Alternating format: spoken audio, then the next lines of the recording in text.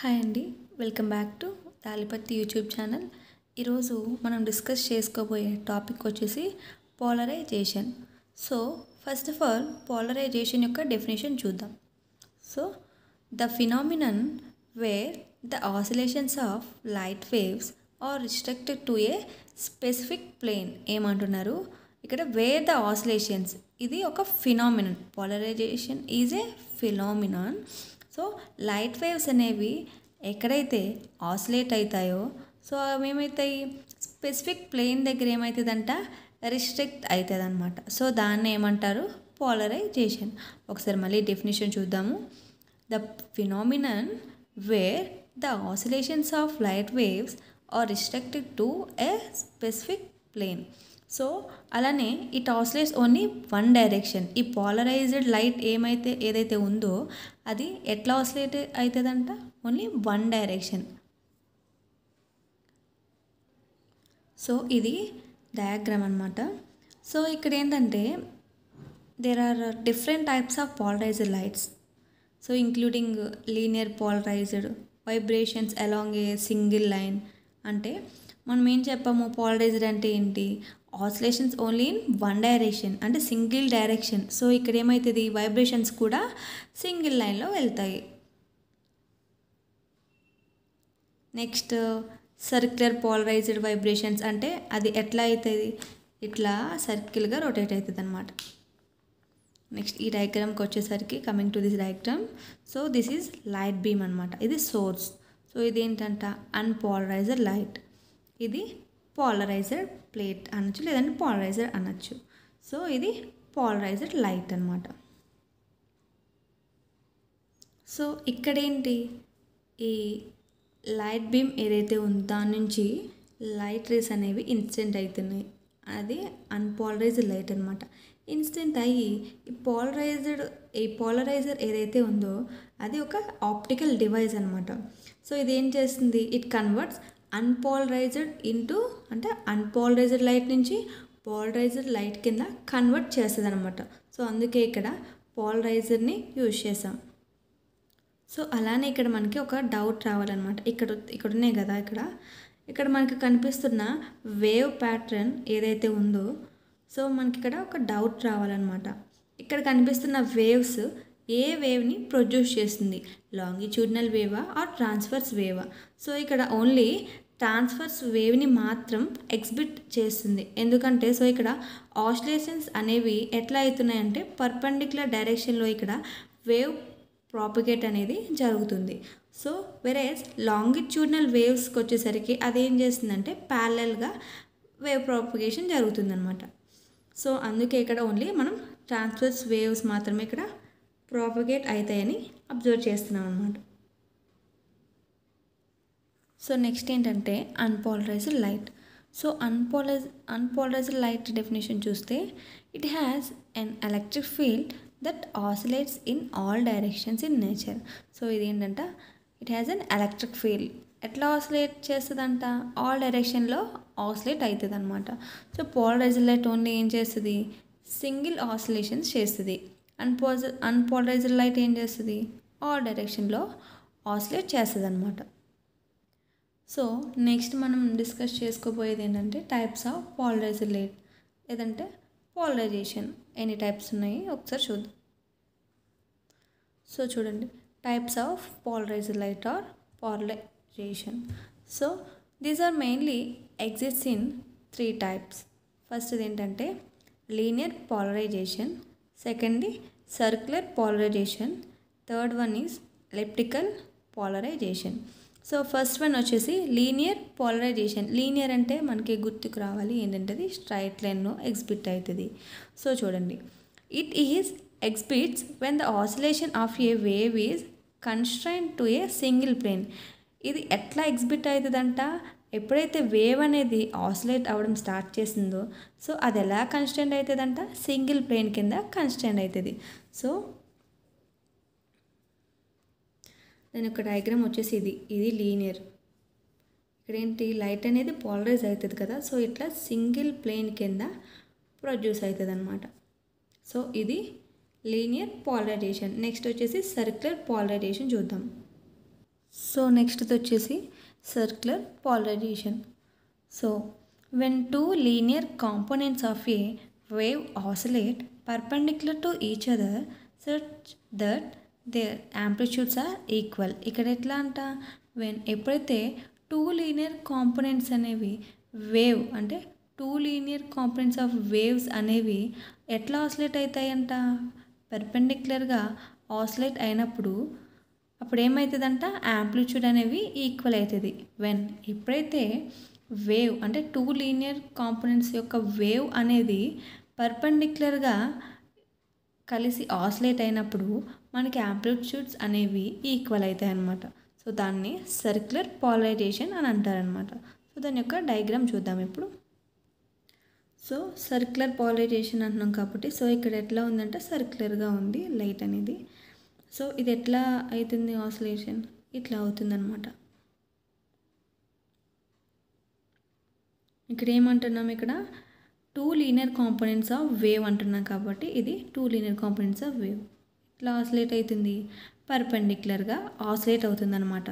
So అప్పుడు ఏమవుతుంది, amplitudes అంటే ఈ వేవ్స్ యొక్క యాంప్లిట్యూడ్స్ ఎట్లా ఉంటాయంట, ఈక్వల్గా ఉంటాయన్నమాట. So this is the diagram for circular polarisation. So next వచ్చేసి elliptical polarisation. So third one is elliptical polarisation. So it is same as circular polarization except that amplitudes of phase difference are not same. ఇది ఎట్లా ఉండిద్దంట, circular polarisation లానే ఉండిద్ది, but amplitudes of phase difference అంటే amplitudes దగ్గర వచ్చే angle ఏదైతే ఉందో, ఫేజ్ ఏదైతే ఉందో అది ఎట్లా ఉండిద్దంట, సేమ్గా ఉండదన్నమాట. సో దాన్నే ఎలిప్టికల్ పోలరైజేషన్ అని అంటారు అనమాట. సో ఇది డయాగ్రామ్ రిప్రజెంటేషన్ అనమాట. సో ఇక్కడ ఏమంటున్నాం మనం, ఇక్కడ సర్క్యులర్ పోలరైజేషన్లా ఉంటుంది but amplitude of phase difference అనేవి సేమ్ కాదు. సో ఇక్కడ ఎలిప్టికల్ పోలరైజేషన్ అంటున్నాం కాబట్టి ఎలిప్టికల్ షేప్లో తీసుకున్నాము. సో ఇది వేవ్ రిప్రజెంటేషన్ అనమాట. సో ఇక్కడ ఏమవుతుందంట, ఫేజ్ డిఫరెన్స్ అనేవి సేమ్గా ఉండవు, అందుకే చూడండి ఇది ఇట్లా పోతుంటే ఇది ఇట్లా పోతూ ఉందన్నమాట. సో ఇక్కడ యాంప్లిట్యూడ్స్ యొక్క ఫేజ్ డిఫరెన్స్ అనేవి సేమ్గా లేవన్నమాట. సో ఇదే ఎలిప్టికల్ పోలరైజేషన్. సో ఇప్పుడు మనం నెక్స్ట్ ఏం చూద్దామంటే the differences between polarisation light and unpolarisation light.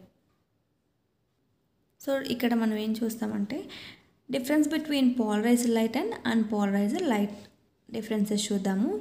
So first of all polarised light first point ఏంటంటే it has an oscillating electric current in one direction. ఇక్కడ oscillate అంటే wave representation ఎట్లా ఉండిద్దంట, waves అనేవి ఓన్లీ వన్ డైరెక్షన్లో మాత్రమే travel అవుతాయి అన్నమాట. సో వెరాజ్ అన్పోలరైజ్డ్ లైట్కి వచ్చేసరికి it has an oscillating electric current in all directions. Waves అనేవి ఎట్లా ఆసిలేట్ అవుతాయంట, ఆల్ డైరెక్షన్లో ఆసిలేట్ అవుతాయి అన్నమాట. సో నెక్స్ట్ పాయింట్ చూద్దాము. పోలరైజ్డ్ లైట్లో in nature polarised light is coherent. ఇది ఎట్లా ఉండిద్దంట, కోహరెంట్గా ఉండిద్ది. So in nature unpolarised light is incoherent అనమాట. ఇది ఎట్లా ఉండిద్దంట, అన్పోలరైజ్డ్ లైట్ ఇన్కోహరెంట్ కింద ఉండిద్ది. సో నెక్స్ట్ వచ్చేసి థర్డ్ పాయింట్ చూద్దాము. పోలరైజ్డ్ లైట్లో the polarised light's intensity is determined by the type of light used. ఇక్కడ ఏమంటున్నాము, పోలరైజ్డ్ లైట్స్ యొక్క ఇంటెన్సిటీ ఎలా డిటర్మైన్ చేస్తామంట, మనం ఏదైతే లైట్ని యూజ్ చేస్తామో ఆ లైట్ యొక్క టైప్ని బట్టి. నెక్స్ట్ అన్పోలరైజ్డ్ లైట్ యొక్క థర్డ్ పాయింట్ చూద్దాము. The strength of unpolarised light is determined by the source origin.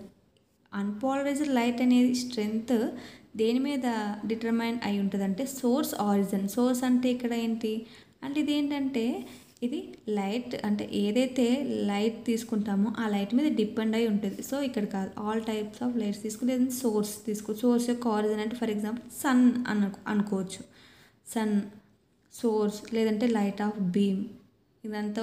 ఇదంతా ఎట్లా అంటే సరౌండింగ్స్ నుంచి వచ్చేది, అంటే ఎగ్జాంపుల్ సన్ కింద తీసుకోవచ్చు మనం. నెక్స్ట్ పోలరైజ్డ్ లైట్లో ఫోర్త్ పాయింట్ చూద్దాము. The phase difference between X and Y components of the electric field is constant for polarized light. So phase difference between అంటే ఎక్స్ వై కాంపోనెంట్స్ మధ్యన ఫేజ్ డిఫరెన్స్ ఎట్లా ఉండిద్దంటే కాన్స్టెంట్గా ఉంటుంది పోలరైజ్డ్ లైట్కి. అదే unpolarised లైట్కి వచ్చేసరికి ఎట్లా ఉండిద్ది అంటే అది కాన్స్టెంట్గా ఉండదన్నమాట, అన్ప్రిడిక్ట్ అయిపోయిద్ది. ఎక్కడ? అన్పోలరైజ్డ్ లైట్లో అనమాట. సో నెక్స్ట్ ఏంటంటే ఫిఫ్త్ పాయింట్ చూద్దాం. సో పోలరైజ్డ్ లైట్లో ఫిఫ్త్ పాయింట్ వచ్చేసి the light that comes from natural source is always polarised. ఇక్కడ లైట్ అనేది ఎట్లా వస్తుందంట? న్యాచురల్ సోర్స్ నుంచి వస్తుంది. సో ఇదేం చేస్తుంది? ఆల్వేస్ పోలరైజ్ చేస్తూ ఉంటుంది అనమాట. నెక్స్ట్ అన్పోలరైజ్డ్ లైట్లో fifth point, when polarised light is reflected, scattered or passes through a substance that can cause polarization, then unpolarized energy is transmitted. అంటే ఏంటి?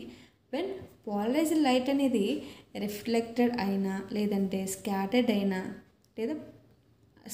అయినా రిఫ్లెక్టెడ్ అయినా అది దేని నుంచి? ఒక సబ్స్టెన్స్ నుంచి పాస్ ఆన్ అవుతుంది. సో అప్పుడు ఏమవుతుంది? మనకి పోలరైజేషన్ జరిగింది. సో అప్పుడు ఏం చేస్తుంది? Unpolarised light energy is transmitted. అంటే ఇందాక మనం చెప్పుకున్నాం కదా ఒక డయాగ్రామ్ వేసి. సో ఇక్కడ ఎప్పుడైతే మనం ఇక్కడ లైట్ బీమ్ ద్వారా లైట్ రేస్ అనేవి వచ్చాయో ఇక్కడ ఏమవుతుంది? అన్పోలరైజ్డ్ లైట్ కింద ఫామ్ అవుతుంది. సో ఇక్కడ దీని మధ్యలో మనం పోలరైజ్డ్ దేనికి యూజ్ చేసాము? అన్పోలరైజ్డ్ లైట్ పోలరైజ్డ్ లైట్ కింద కన్వర్ట్ చేయడం కోసం పోలరైజ్డ్ని యూజ్ చేసాము. సో అక్కడే అదే అనమాట ఫిఫ్త్ పాయింట్. ఒకసారి మళ్ళీ చూసుకోండి, ఇవి పాయింట్స్ అనమాట. This is the difference between polarized light and unpolarized light.